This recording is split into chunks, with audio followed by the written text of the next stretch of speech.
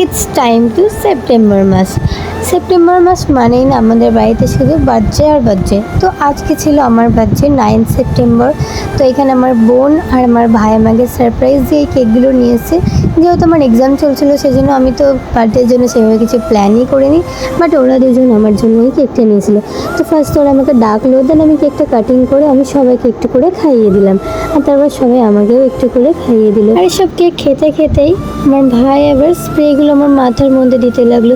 মানে ওদের দুজনকে এত পাকামি কে করতে বলেছিল জানি না, যা করে দুজন মিলে আমাকে তো পুরো সেই রকমভাবে মানে ঢেকে দিয়েছে স্প্রে দিয়ে। আর তারপর আমার আব্বু ওদের দুজনের সাথে থাকতে থাকতে আব্বু এসব পার্টি পেপারগুলো ফাটাচ্ছে।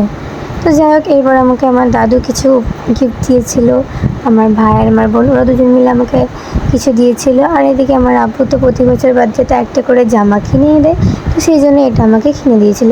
তারপর আমার তো পুরো অবস্থা খারাপ। আর ওরা দুজন বার্থডে সেলিব্রেট করলে কী হবে, ঘরে যে নোংরা হয়েছে সব আমাকেই ক্লিন করতে হবে। তো আজকে ব্লগটা এইটুকুই, দেখা হবে নেক্সট ব্লগে। তো টাটা গাইজ।